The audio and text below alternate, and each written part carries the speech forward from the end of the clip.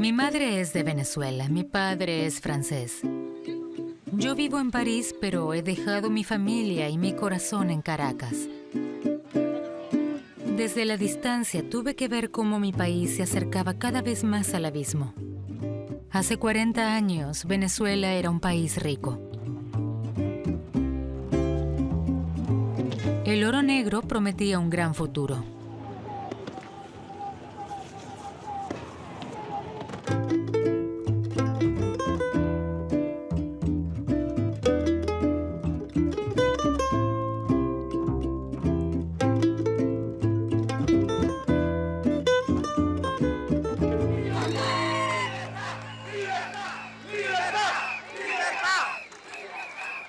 El 23 de enero de 2019, parecía que las cosas iban a cambiar. Un joven desconocido se convertía en el portador de la esperanza de un cambio. Su nombre, Juan Guaidó. Las manifestaciones en apoyo del líder de la oposición son las más grandes en la historia de Venezuela. Vamos a insistir hasta la democracia, hasta la libertad, hasta que cada venezolano le llegue el pan a la mesa, hasta que regrese el agua y el gas a las casas de Venezuela, hasta que nuestros hijos regresen a nuestro territorio nacional, hasta que logremos en definitiva la prosperidad de Venezuela. Debido a la situación de inseguridad y persecución, dejé el país hace 20 años, pero ahora quiero estar ahí. Estoy profundamente conmovida y vuelvo a pisar mi tierra natal con el mosaico de Carlos Cruz Diez. Juan Guaidó ha convocado una nueva asamblea masiva. Mi familia y yo también vamos. Por razones de seguridad, voy camino a la entrevista escondida en su baúl. Guaidó está entusiasmado y convencido de que el fin del régimen de Maduro es inminente. Yo soy bastante escéptica, pero Guaidó es nuestra única esperanza. Yo que difícilmente se encuentra en la historia de la humanidad, y es que un país termine siendo un Estado fallido, un Estado en que sin una guerra y sin una enorme crisis producto de un desastre natural, termina en las condiciones que hoy termina. El 94% de los venezolanos hoy están en situación de pobreza.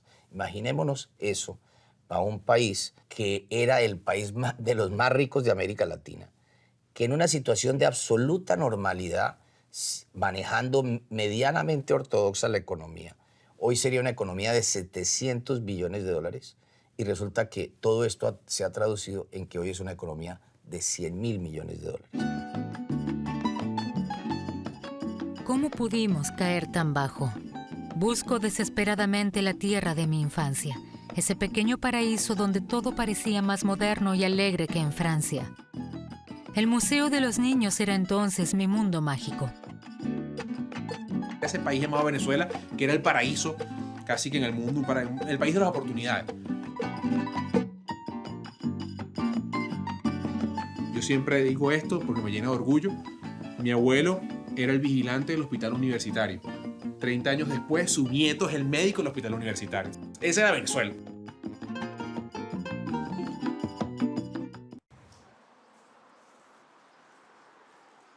Hace 20 años todavía creía en las promesas de Hugo Chávez. Entonces trabajaba como periodista para un periódico y seguía la campaña para las elecciones presidenciales.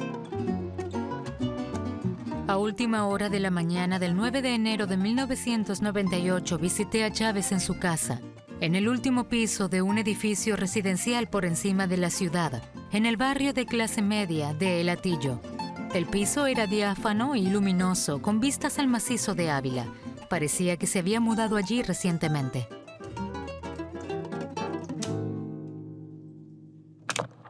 Chávez fue amable y me presentó a su hija María Gabriela, que acababa de regresar de la escuela. Esta es mi hija mayor, está en la universidad. Ella es Lawrence Debré, francesa. A ella le encanta Francia. Daría no sé. Con este ambiente relajado y personal comenzó nuestra conversación. Tienen mucho prejuicio, o sea, de que una tendencia autoritaria, que es peligroso y Hugo Chávez no es un candidato como cualquier otro, es teniente coronel y golpista. Hace 6 años instigó 2 golpes de Estado. ¿Cuán en serio se toma realmente la democracia?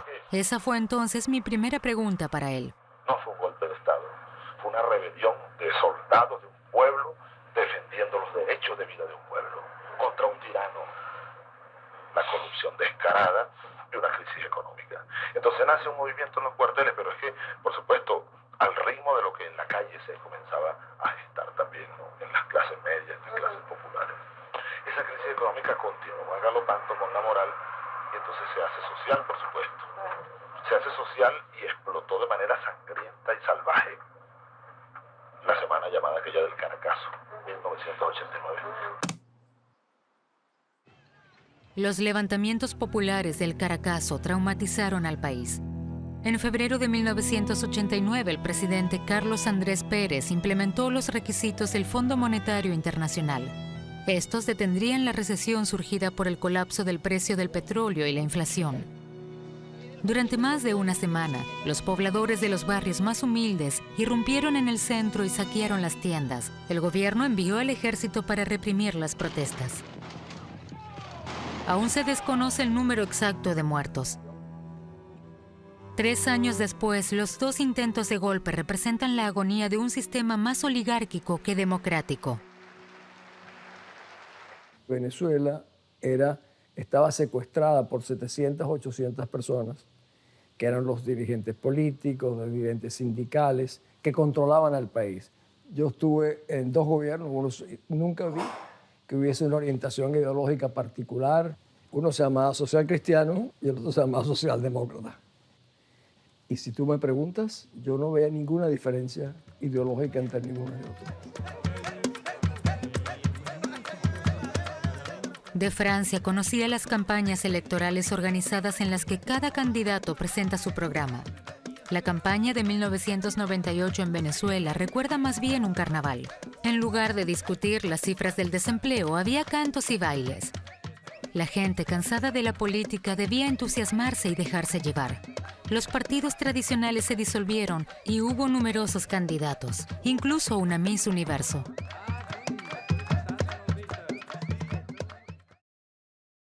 Nosotros recorrimos el país por lo menos 5 veces. Y cuando te digo recorrimos el país, le dimos vuelta a las principales ciudades del país.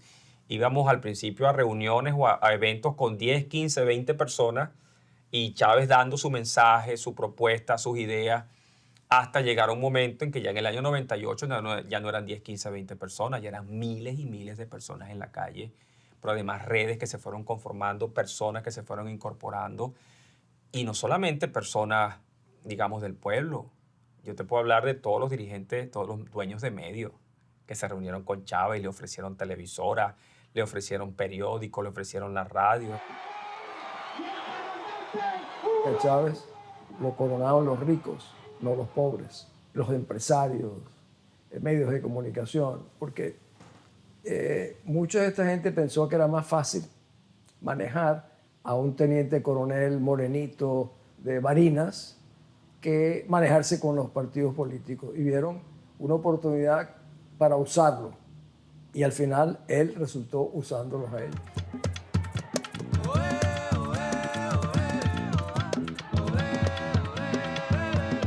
Creíamos que estábamos votando por un demócrata. Chávez declaró que era ideológicamente cercano a Tony Blair. Sin embargo, en el fondo seguía siendo un golpista.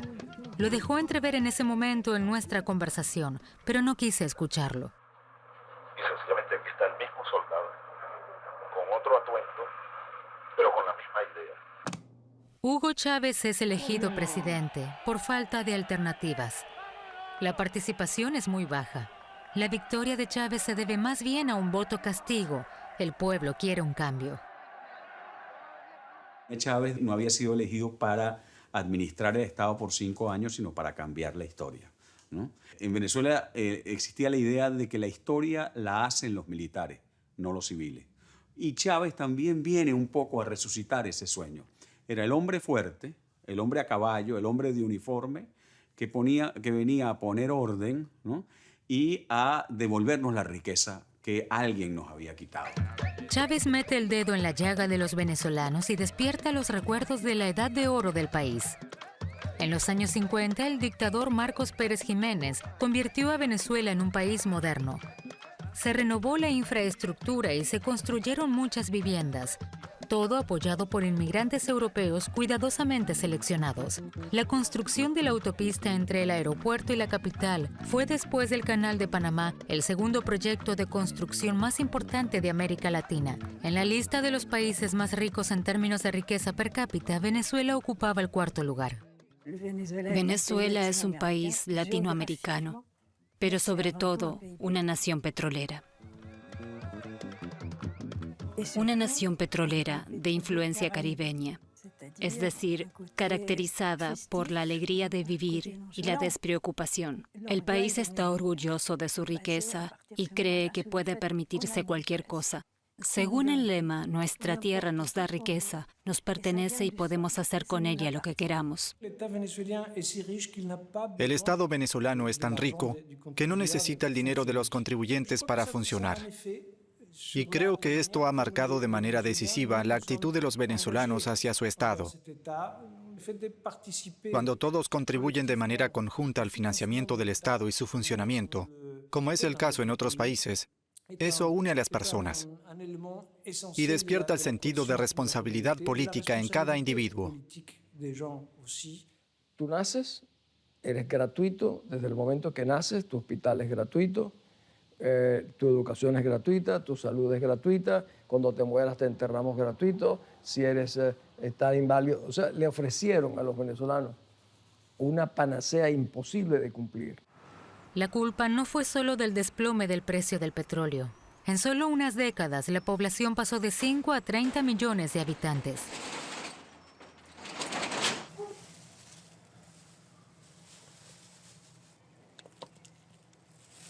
Venezuela de verdad ahorita tiene un cáncer. Porque esto del chavismo, esto del madurismo, esto de la revolución del siglo XXI es un cáncer. Aquí hay mucha gente que todavía piensa que sí, que existe una guerra económica, que existe una guerra cibernética, que existe una guerra, pero ¿cuál es la guerra económica? Si ellos tienen la mayoría de las empresas que producen aquí en Venezuela. Mira que no me tomar. ¿De tomar? Agua solamente. Agua. No tengo refresco, no tengo malta, no tengo nada. O sea, todas esas cosas las tienen ellos y no hay producción. Todo lo que tocan lo vuelven, literalmente lo vuelven mierda. Jesús no menciona a Maduro ni a Chávez por sus nombres, por miedo a represalias y seguramente también por rabia y decepción.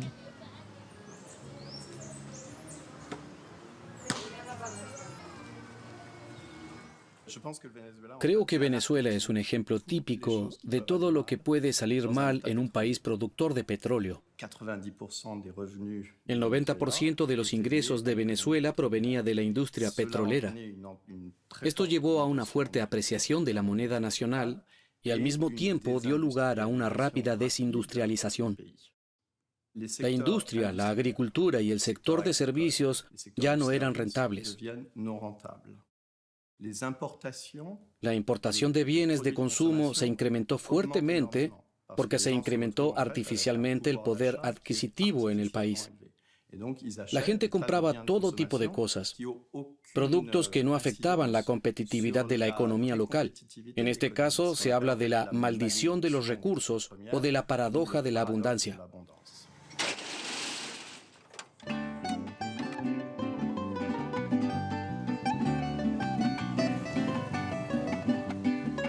Con la puesta del sol, la vida en Caracas se paraliza. La gente se retira a sus hogares porque afuera es peligroso. Venezuela tiene la tasa de mortalidad más alta del mundo.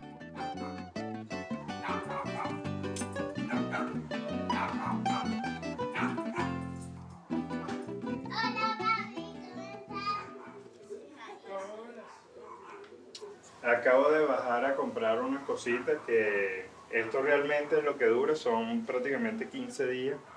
Y bueno, aquí entre estos fueron 30.315 y estas cositas fueron 46.200. Eso sobrepasa por 16.000 bolívares lo que es un sueldo mínimo de un venezolano. Es lo que dicen por ahí la gran dieta de Maduro. ¿Qué le pasó? La dieta de Maduro. La dieta de Maduro te pone duro. ¿Ah? Sin necesidad de Viagra.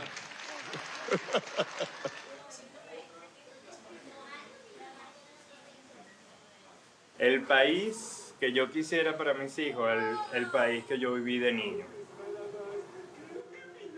Dada la situación actual, me pregunto, ¿realmente estábamos tan mal antes de 1998?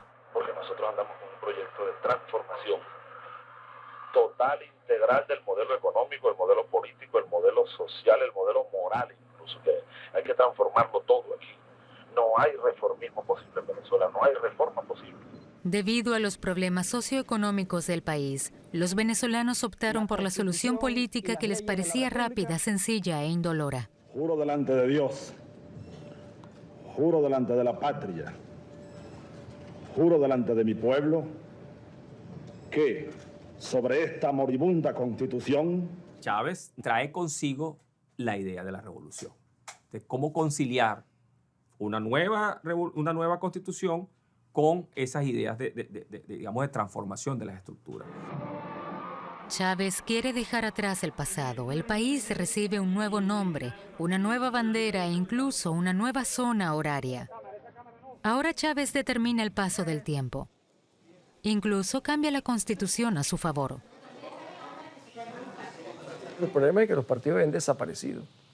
O sea, quedaron convertidos en nada. Ahí no hubo ninguna lucha. Fue una entrega absoluta.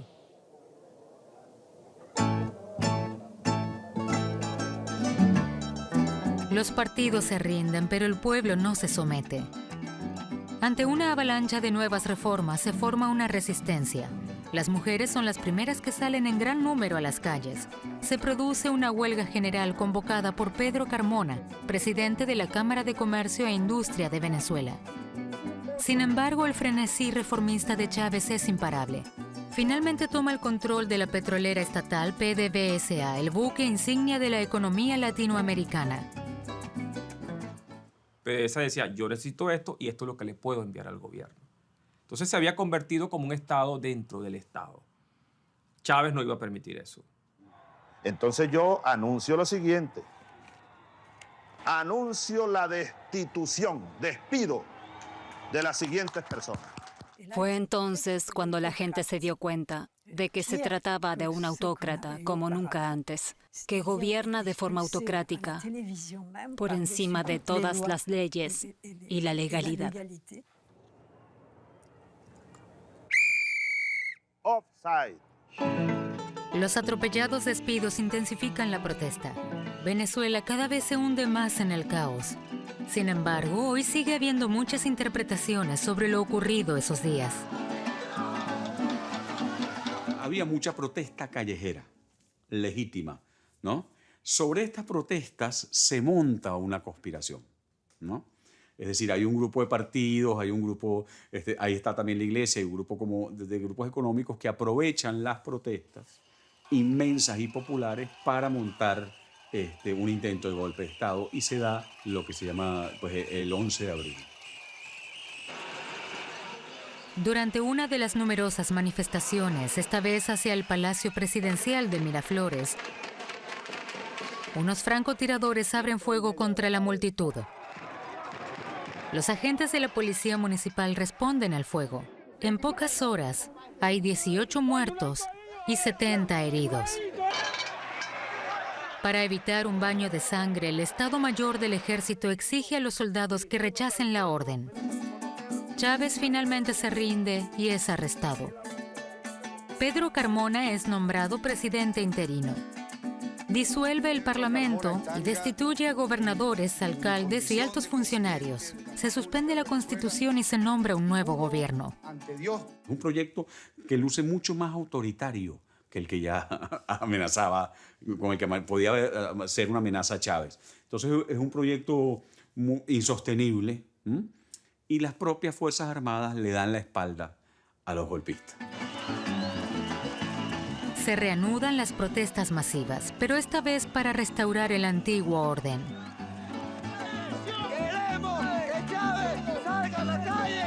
Parte de la oposición y el ejército se oponen al nuevo gobierno. Un contragolpe vuelve a poner a Chávez en el poder.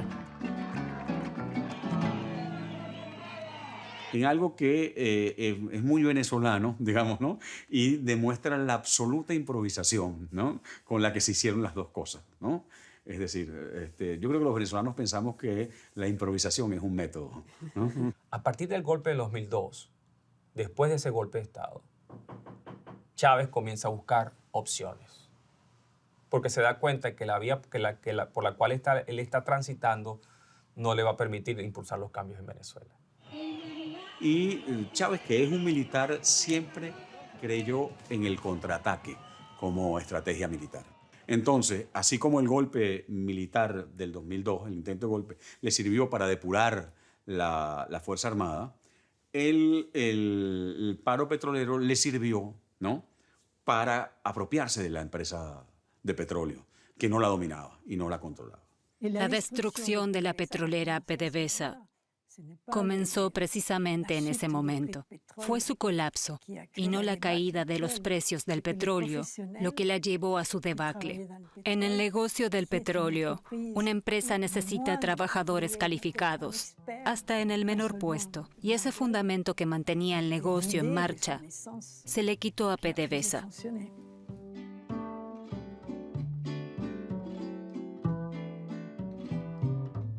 Ya en 2003, para Hugo Chávez, se cumplía la mitad de su periodo presidencial y, por lo tanto, estaba expuesto a un referendo, a una consulta popular que, según apuntaban las encuestas en ese momento, en el 2003, Chávez la perdía.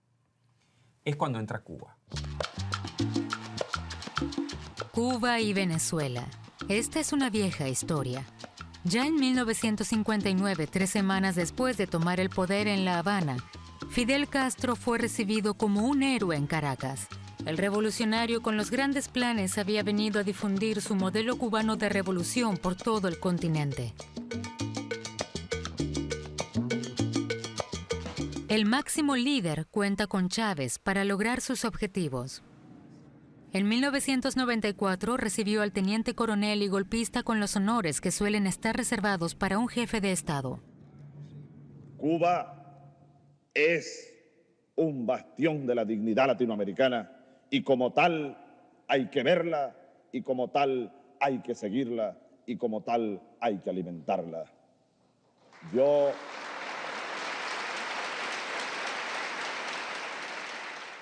Fidel Castro se encontraba en una posición difícil.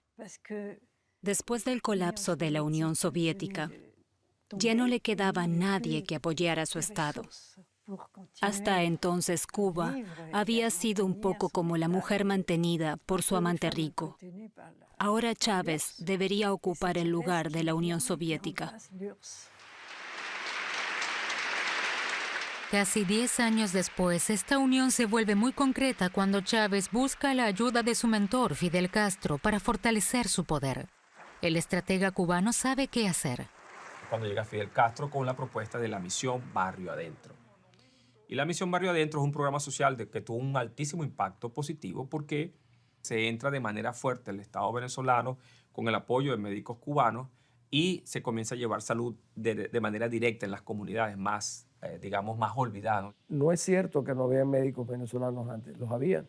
Primero la ley los obliga a hacer o medicina rural o medicina social. El hecho es que los hacía propaganda. En el marco del programa Barrio Adentro, se construirían miles de centros de salud en los que 30.000 profesionales médicos atenderían a millones de pacientes. Más adelante también aparecerían otros programas de este tipo en educación y vivienda, áreas que pronto estarían en manos de los cubanos, quienes difundieron la ideología de la revolución en la sociedad venezolana. A cambio de su apoyo, el régimen de Castro recibe petróleo venezolano y obtiene finalmente lo que ansiaba desde hacía mucho tiempo. Venezuela ha estado enviando a Cuba alrededor de 100.000 barriles por día de petróleo. Dependiendo del precio al que calcules esto, estos son unos 5.000, 6.000 millones de dólares. Te digo algo, el año en el que Venezuela importó más comida, importó 9.000 millones de dólares. El gobierno de Venezuela le ha estado regalando una cantidad muy similar a Cuba de las importaciones de comida medidas en su año récord. Es la entrega total de un país, es en la historia de la humanidad que un país más chiquito, tú se lo entregues voluntariamente el control y que además lo pagues porque te domine, es algo que nunca ha sucedido. Y hacen nuestra cédula, nuestro pasaporte, controlan la policía, los sistemas de inteligencia, es la sumisión total.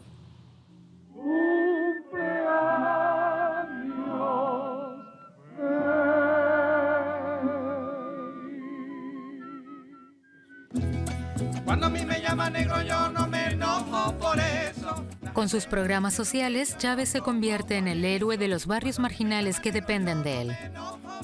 El precio del petróleo sigue subiendo y Chávez tiene al pueblo bajo su control, así como las elecciones.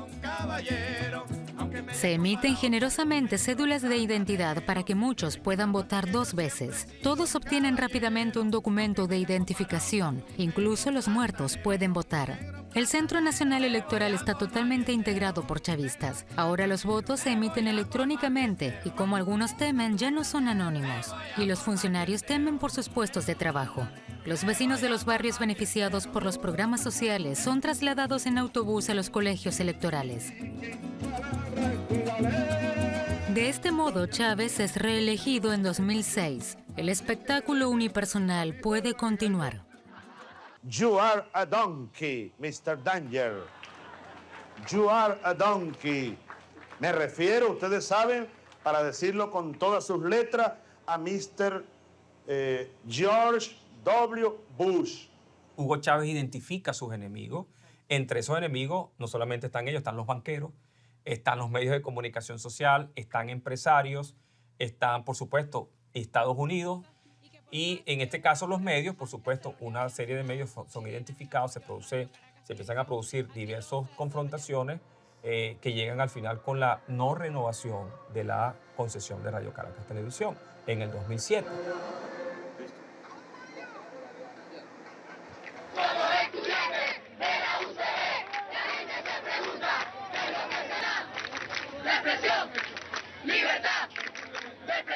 El gran encuentro de nosotros fue cuando sentimos que nos quitaban algo. A lo mejor nadie se imagina por qué fue un canal de televisión. A lo mejor en ese momento decíamos, bueno, me quitaron mi derecho a elegir. O sea, me quitaron mi derecho a ver qué canal voy a ver. O a yo expresarme por un medio de comunicación. Y fue lo que hizo que encendiera una chispa.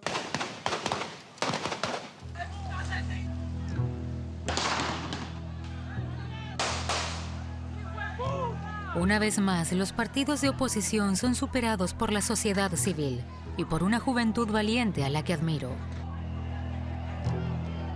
Un cartucho de bala, 9 milímetros. Con esto mataron a 2 estudiantes hoy, a 2. El descontento de la población se evidencia en una primera derrota electoral de Chávez. Como parte de una reforma constitucional, este quiere llevar a cabo 69 cambios constitucionales, incluido el reconocimiento de Venezuela como Estado socialista y la reelección vitalicia del presidente. El pueblo lo rechaza. Incluso la ex esposa de Chávez vota en contra. Sepan administrar su victoria, pero ya la están llenando de mierda. Es una victoria de mierda. El ejército obliga a Chávez a reconocer su derrota. Y pronto se enfrenta al siguiente problema, ahora uno económico.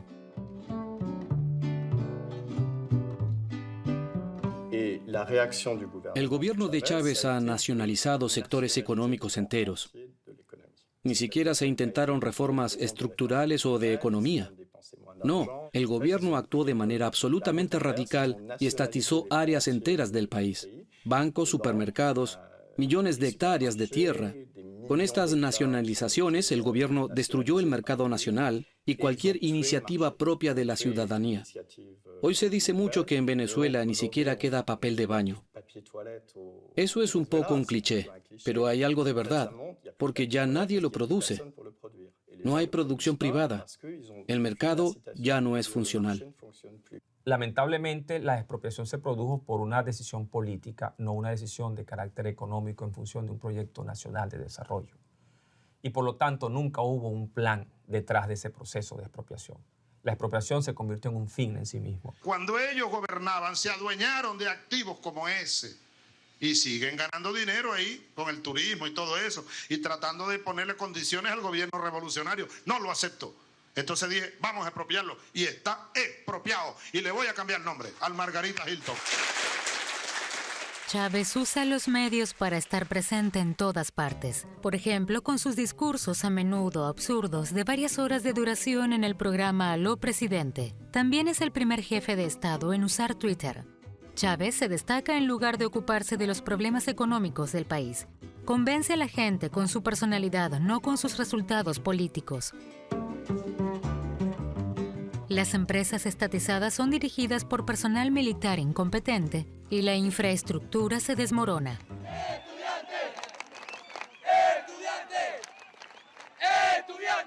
Muchos empresarios se han exiliado en el extranjero. Sin embargo, la generación más joven sigue luchando por la democracia. En parte con éxito. Los nuevos partidos de oposición pueden ganar más de 1/3 de los escaños en la Asamblea Nacional. Sin embargo, el punto de inflexión finalmente se produce a través de otro evento inesperado. Que confirmaron la existencia de un tumor abscesado con presencia de células cancerígenas, lo cual hizo necesaria la realización de una segunda intervención quirúrgica que permitió la extracción total de dicho tumor.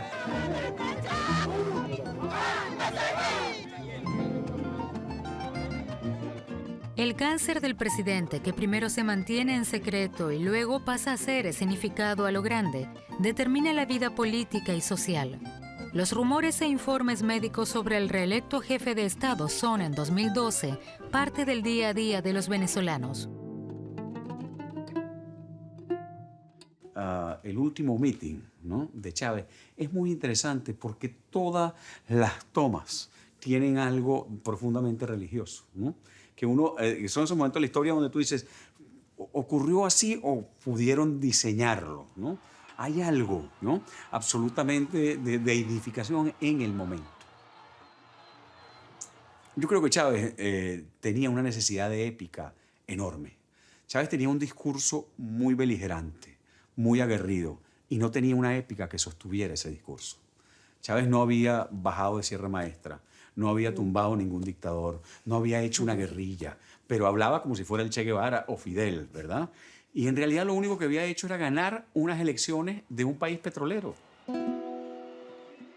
Ahí es que él consigue de verdad como esa épica que no tenía y ese desarrollo religioso que pues empieza en toda esa campaña electoral y cierra con el día de su muerte y sigue en la resurrección mediática que todavía tiene, ¿no?, permanentemente en Venezuela.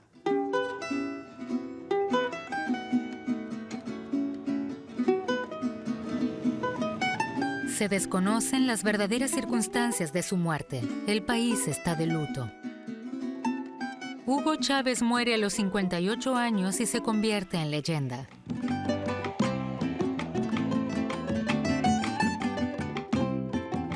Hoy a menudo me pregunto qué nos define realmente como país. Un país que se centre en el pueblo y no en el individuo, en los derechos y no en las obligaciones. Los venezolanos se las han arreglado con las restricciones y la escasez de suministros. Al principio pensaron que sería pasajero, sin embargo se convirtieron en una parte integral de sus vidas. La gente aprendió a manejarse de alguna manera. El gobierno de Estados Unidos contra Venezuela privan al país suramericano de actuaciones en defensa de los derechos humanos. Cuando Chávez estaba en su época, que tuvo mandó Chávez, era diferente. En el país no faltaba nada. Pero Chávez era Chávez. Chávez era una persona que se movía. Tenía otra visión Maduro es Maduro. Maduro es otra clase político. Pero fíjate, ha tenido todo y no ha podido. Podemos hacer otros venezolanos. Mira. Si no se ponen de acuerdo los políticos, este país seguirá yéndose a precipicio.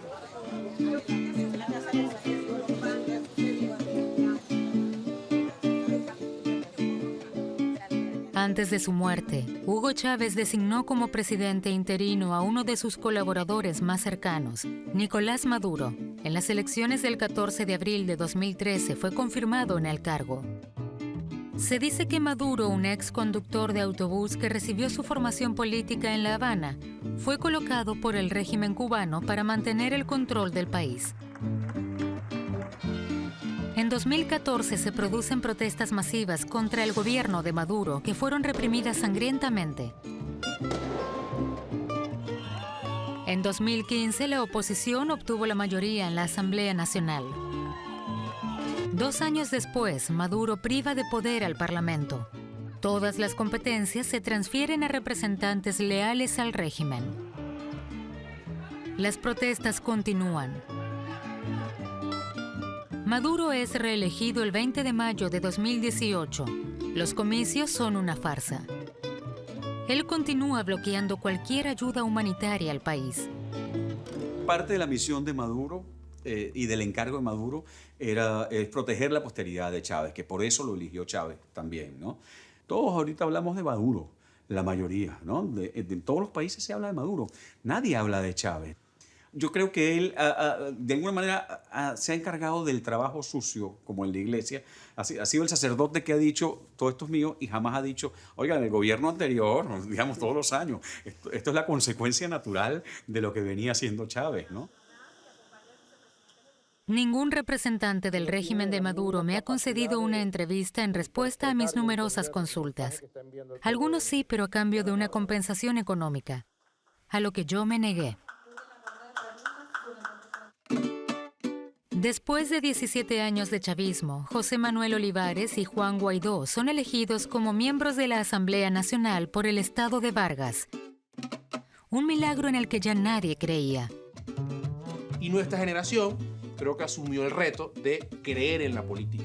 Entender que Chávez era el resultado de la antipolítica, era el resultado del antipartido, del antisistema, pero nosotros, que somos una generación que no se acuerda de la época democrática del país, que creció en la época de Chávez, yo tenía 12 años cuando Chávez llegó al poder, tiene como ese sentimiento de creer en la política.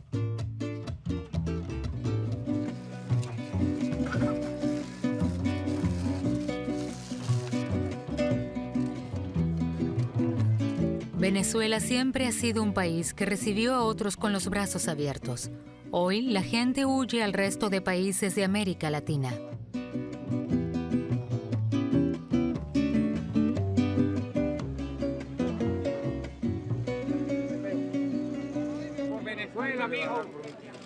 En el puente de Cúcuta me encuentro con Luis Almagro, secretario general de la Organización de los Estados Americanos. Fue uno de los primeros en alertar a la comunidad internacional.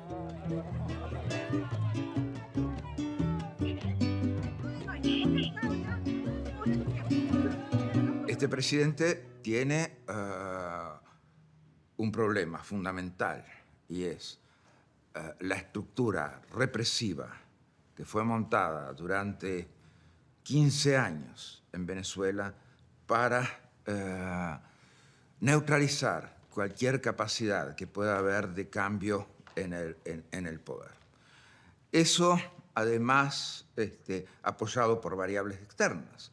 O sea, ayer Raúl Castro agradecía y reconocía a los más de 20.000 cubanos que hay en Venezuela para sostener a Maduro.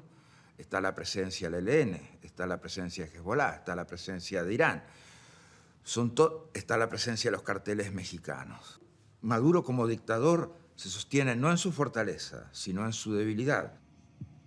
Si se le cae Maduro, es el fin de un contexto en el cual algunos han tenido la esperanza de hacer renacer la Guerra Fría. En su propio país se dice que Maduro cuenta con el apoyo del ejército, pero allí también dominan el miedo y el terror. El régimen se está comiendo a sus propios hijos. Mi esposo es comandante del ejército, era representante de uno de los batallones más emblemáticos en Venezuela y detuvieron a 6 comandantes. Presentaron la inconformidad que no tenían cómo alimentar a su tropa, a su batallón. Entonces es perseguido porque pasa a ser como conspirador. Son víctimas de torturas como un tape plomo en la cabeza para generar presión hasta desmayarte, golpes con un tubo caliente en la parte de atrás de las piernas, han sufrido muchas fracturas de costillas.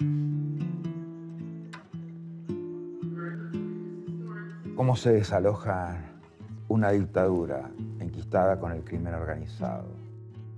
¿Cómo se restablecen los derechos de la gente? No se van a restablecer porque lo digamos en 257.323 discursos. En el momento en que concluyo este documental, Juan Guaidó es reconocido como presidente legítimo de Venezuela por más de 50 países. Él ha comenzado una maratón. Todavía no se sabe a dónde lo llevará. Aunque suene bastante irracional, yo tampoco puedo evitar creer en él y en la esperanza que inspira.